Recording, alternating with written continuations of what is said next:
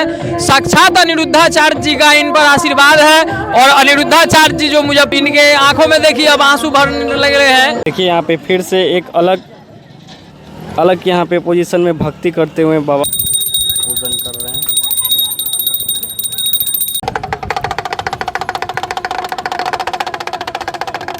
लेकिन ऐसी मेरी इरादा नहीं रहता, इसीलिए हम चश्मा लगा के रखते हैं कि कभी एक दो आंसू अगर टपक भी जाए तो वो चश्मा के अंदर भी छुप जाए, क्योंकि मैंने 24 वर्ष का ब्रह्मचर्य का व्रत भी मैंने पूर्ण कर लिया है। कुछ तो मैं मौजूद हूँ जहाँ पे श्री अनिरुद्धाचार्य जी का कथा चल रहा है मुजफ्फरपुर में, और यहाँ पे एक बाबा है जो कि यहाँ पे एक पैर से लगभग 3 घंटा तक खड़े हैं, और उनका यहाँ पे गजब का यहाँ पे चमत्कार इस बार देखने को मिला है इस यज्ञ में। तो पूरा आप लोगों को दिखाने वाले हैं कि ये बाबा आखिर में 3 घंटे से कैसे एक पैर से, आप लोग पीछे देख सकते हैं कि तरह तरह के 360 डिग्री घूमते हैं। तो पूरा आप लोग इस वीडियो में देखने वाले हैं। वीडियो को ज़्यादा से शेयर जरूर कीजिएगा। पोजीशन में है, बड़े बड़े नागा भक्त भी ऐसे पोजीशन में नहीं रह पाते हैं। प्रत्यक्ष प्रसन्न है, देखिए सामने से आप देखिएगा तो देखिए बाबा अब रोने का मुद्रा बना रहे हैं। लगता है कि बाबा को कहीं ना कहीं भगवान की सिद्धि है और भगवान से बाबा मिले हैं, इसलिए इनके आंखों में देखिए अब आंसू भरने लग रहे हैं। बाबा ने चश्मा लगा रखा है, इससे हम लोग नहीं देख पा रहे हैं। अगर ये चश्मा हटाएं तो हम लोग ये देखेंगे। देखिए कैसे बाबा जी एक साफ लग रहा है कि बहुत ज़्यादा कष्ट में है, बहुत सारे कष्ट में हैं।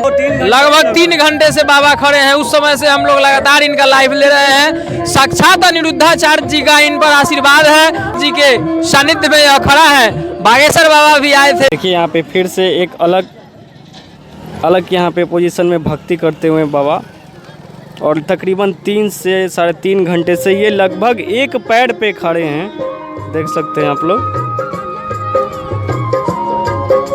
देखिए दोस्तों, मैं तकरीबन 3 घंटे पहले यहाँ पे पहुँचा हूँ, तब से ये बाबा को देख रहा हूँ कि इसी पोजीशन में यहाँ पे खड़े हैं। पोजीशन बदल रहे हैं लेकिन एक पैर पे ही खड़े हैं। तो मैं कोशिश कर रहा हूँ कि जब बाबा का साधना टूटता है तो इनसे बातें करेंगे और जानेंगे कि क्या इनके पूरी सच्चाई है। तो वीडियो पूरा अंत तक जरूर बने रहेगा। जानकारी के लिए बता दें कि श्री अनिरुद्धाचार्य जी महाराज का भव्य कथा जो हो रहा है वो विष्णु महायज्ञ हो रहा है मुजफ्फरपुर में।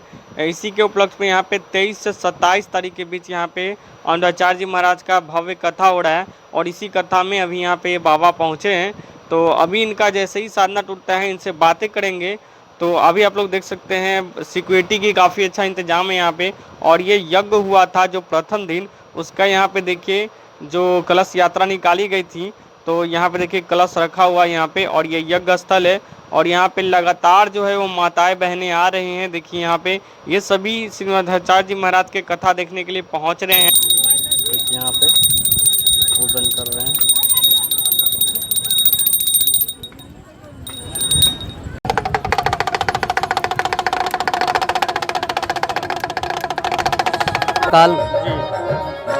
सबसे पहले तो हम आपको ये बताना चाहते हैं कि मैं बिहार का रहने वाला हूँ, तो मुझे गर्व होता है सबसे पहले अपने बिहारी होने पे।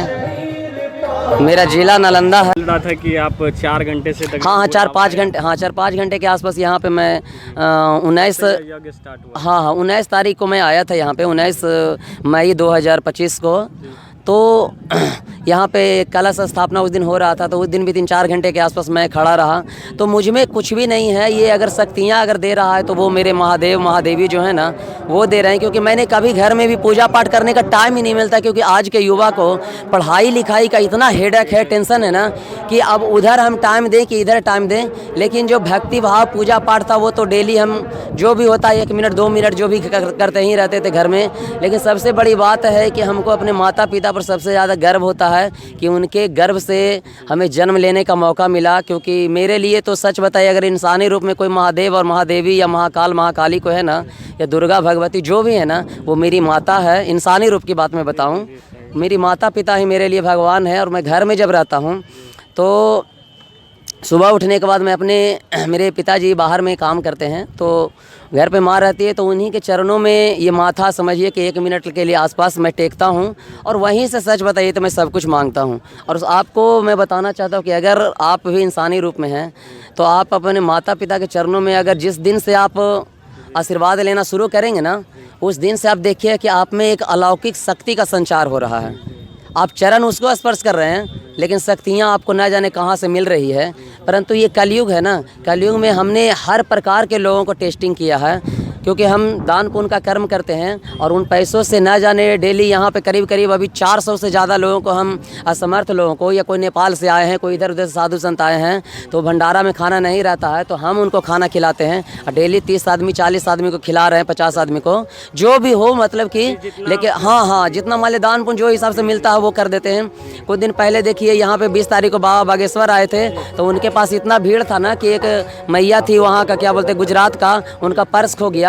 50-60 साल के उनकी उम्र थी, अब उनका खो गया। वो ऑफिस में हम बैठे हुए थे, वहाँ पे लोगों से गिड़गड़ाने लगे, लेकिन कोई लोग उनको पैसा से मदद नहीं किए। फिर हमारे पास जो दान पुण्य का कुछ पैसा मैं बचा के रखता हूँ कि हो सकता है कल के डेट में किसी भी, हाँ, कुछ ऐसा माता बहन को या किन्हीं को ज़रूरत पड़ जाएगा, तो जो भी मेरे पास रहेगा उनको हेल्प करेंगे।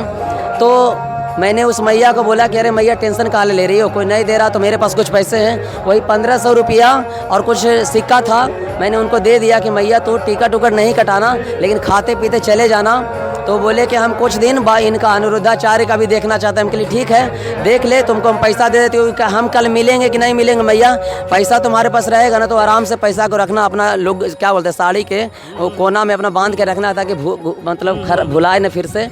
क्योंकि यहाँ पे 100 में 99% लोग जो है ना, सबसे पहले तो भगवान को मानते नहीं हैं मेरे हिसाब से। क्योंकि हम 100 में 99 आदमी से जब दान पुण्य मांगते हैं ना, तो 99 आदमी नहीं देता है, और 99 आदमी ऐसे ऐसे बात बोलते हैं ना। हम बोले भैया अगर मुझे अपने लिए मांगना होता ना, तो महाकाल ने हमको इतना आशीर्वाद दिया है ना कि जब मेरे द्वारा पढ़ाए गए बच्चे जब 100 में 99 मैट्रिक का इंटर में लाते हैं नंबर, तो हम तो वहाँ पे पढ़ा के भी हम ना जाने हज़ारों बच्चों को हम पैसा कमा सकते हैं, लेकिन मेरे पास अब वो टाइम नहीं बचा है।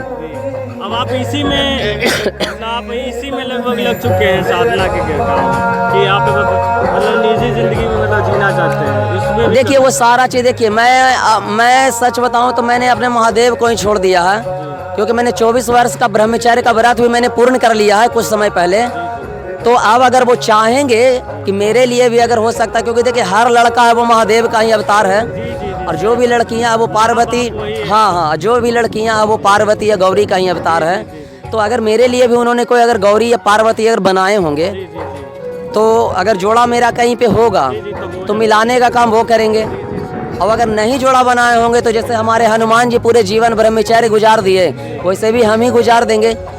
क्योंकि ब्रह्मचर्य का ही ताकत है, जिसके वजह से हम घंटों जितना देर का उनसे आवाहन लगा देते हैं ना, दुनिया के कोई कितना हूँ बड़ा क्या है नहीं हमको नहीं पता है, मुझे बस उस पर विश्वास है।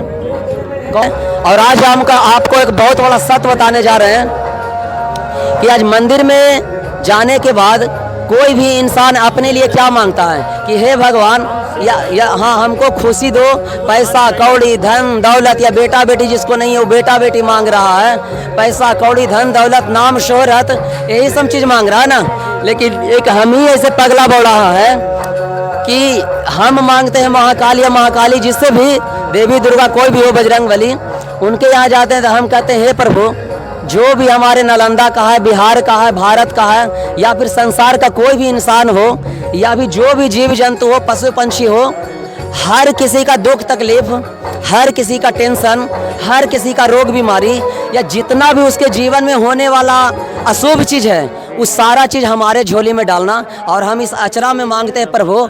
सोच के देखिए, तो इसीलिए थोड़ी सी आंखों से कभी कभी आंसू आ जाती है ना, जिसके वजह से हम चश्मा लगाए रहते हैं कि कब हम भावुक हो जाएंगे ना, किस समय हम ध्यान में रहते हैं। तो हम नहीं चाहते कि दुनिया को दिखाएं कि थोड़ी सी मतलब हाँ कि ये सब सारा चीज़ पब्लिसिटी बटोरने के लिए ये लोग रो देते हैं, लेकिन ऐसे मेरी इरादा नहीं रहता, इसीलिए हम चश्मा लगा के रखते हैं। नहीं है, लेकिन महाकाल की कृपा है कि एक बिहारी होने के लिए मुझे बहुत गर्व है।